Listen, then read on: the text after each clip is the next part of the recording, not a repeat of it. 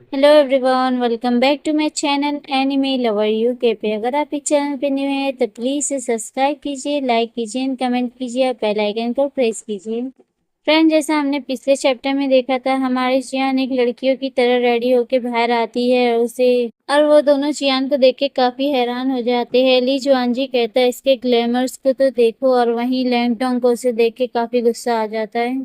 लैंगटोंग जाके सीधा चियान के नेक को पकड़ लेता है और चियान कहती है आखिर तुम क्या कर रहे हो लैंगटोंग। तभी वहां पे ली शुआनजी आ जाता है और लैंगटोंग को पीछे धक्का देख के कहता है लैंगटोंग क्या तुम पागल हो गए हो। जियांग भी काफी ज्यादा घबरा जाती है और लैंगटोंग कहता है तो अच्छा तुम ही हो जियांग, जिया आर यू। हाँ, लैंगटोंग जियान को कहता है तुम, और लैंगटोंग अपने दिल में कहता है मुझे यकीन नहीं हो रहा है।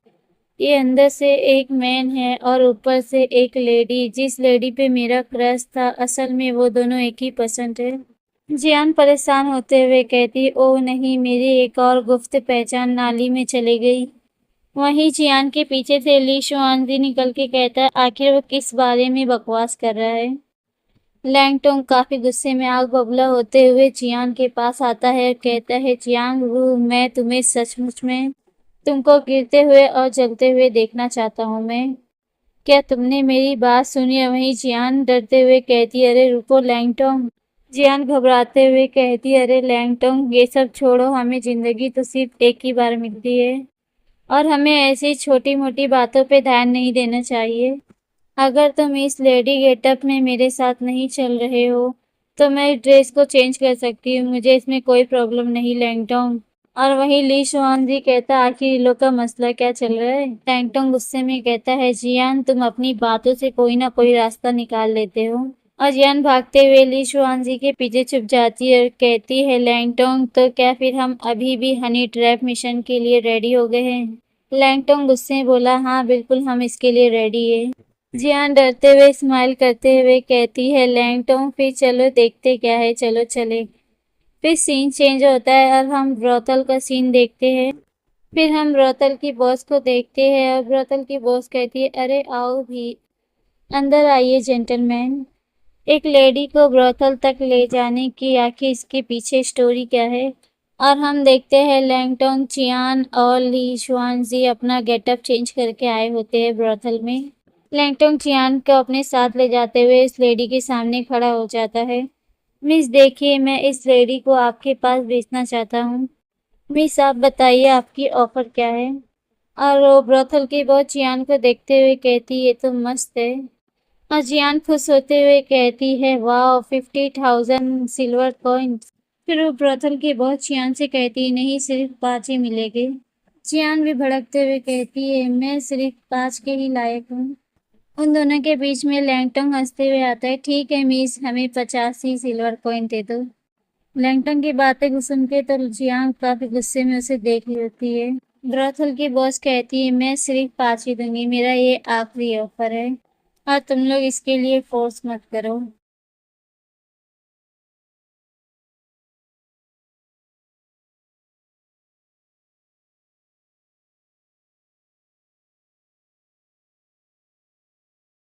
लैंगटन की बातें सुन के जियान का तो काफी ज्यादा गुस्सा आ रहा होता है। और वहीं पीछे ली जुआनजी कहता है बस हाँ कह दो। जियान गुस्से में चिल्लाते हुए कहती है बिल्कुल भी नहीं। जियान भड़कते हुए ब्रोथल की बॉस पे कहती है तुम मुझे 5 चांदी देकर कम कीमत में बेचने की कोशिश कर रही हो, इसके बारे में सोचना भी मत। और जियान अपनी मार्शल आर्ट का इस्तेमाल करते हुए वहां से जंप करते हुए सीधे स्टेज पे चली जाती है। जियान वहां से जंप करते हुए लोगों के बीच आके उतरती है और उन लोगों से देख के कहती है वहां के सभी भीड़ के लोग कहते हैं वाह ये तो एक फेरी की तरह है। फिर जियान उन लोग से कहती है अगर जो भी जेंटलमैन है मुझे 500 गोल्ड कॉइन में खरीदेगा वो मेरा मास्टर बनेगा। जियान की बातों को सुन के कहते हैं सभी लोग वाह वो कितनी ज्यादा प्रीटी और ब्यूटीफुल है, हमारी तो हार्ट बीट काफी ज्यादा तेज हो गई है उसे देख के।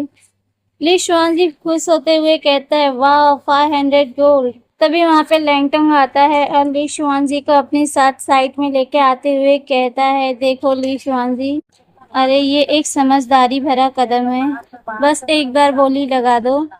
और लैंगटोंग ली शुआन जी को आगे समझाते हुए कहता है इससे हमारा काम और तेजी से होगा और थर्ड प्रिंस इस ऑप्शन में जरूर शामिल होगा। और वहीं ली शुआंग को लैंगटोंग की एक भी बातें समझ नहीं आती है और वो कहता है लैंगटोंग आखिर तुम किस बारे में बात कर रहे हो।